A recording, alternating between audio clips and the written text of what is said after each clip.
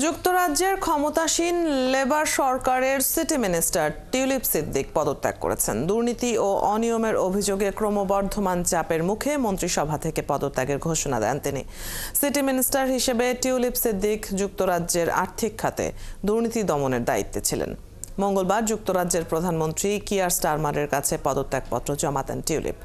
প্রধানমন্ত্রী স্টারমার পদত্যাগপত্র গ্রহণ করেছেন, তবে কোনো ধরনের দুর্নীতি বা আর্থিক অসঙ্গতির সঙ্গে জড়িত নয় বলে দাবি করেছেন টিউলিপ।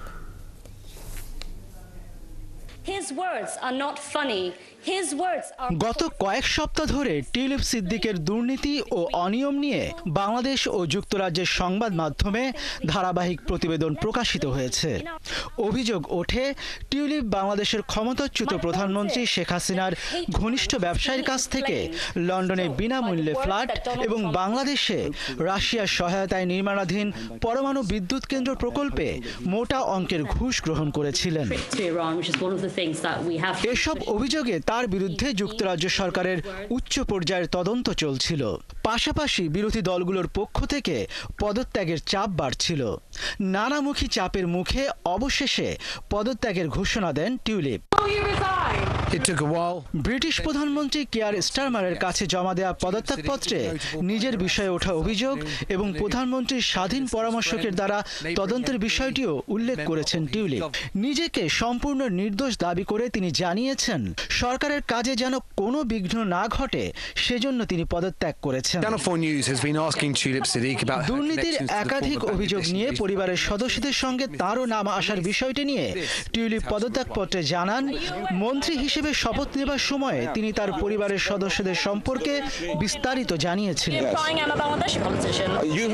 পদত্যাগপত্র গ্রহণ করে প্রধানমন্ত্রী কিয়ার স্টারমার বলেন, টিউলিপের দুর্নীতির অভিযোগ তদন্ত করা মিনিস্ট্রিয়াল স্ট্যান্ডার্ডসের উপদেষ্টা স্যার লরি ম্যাগনাস তাকে আশ্বস্ত করেছেন যে তিনি টিউলিপের বিরুদ্ধে মন্ত্রিত্বের নিয়মের কোনো লঙ্ঘন খুঁজে পাননি এবং আর্থিক অনিয়মের কোনো প্রমাণ পাননি।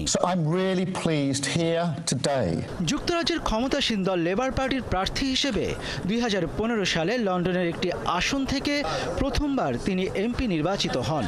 2024 সালের নির্বাচনে চতুর্থবারের মতো এমপি নির্বাচিত হওয়ার পর গত জুলাইয়ে তিনি ইকোনমিক সেক্রেটারি হিসেবে দায়িত্ব পেয়েছিলেন। গেল আগস্টে শেখ হাসিনার নেতৃত্বাধীন আওয়ামী লীগ সরকারের পতনের পর বাংলাদেশে 9টি অবকাঠামো প্রকল্প থেকে 80,000 কোটি টাকার আত্মসাতের অভিযোগ ওঠে। তাতে শেখ হাসিনা ও তার পরিবারের অন্যান্য সদস্যদের সঙ্গে নাম আসে টিউলিপের। গত মাসে এই অভিযোগের বিষয়ে অনুসন্ধান শুরু করে দুর্নীতি দমন কমিশন দুদক। মনিরুজ্জামান বাবু, 71।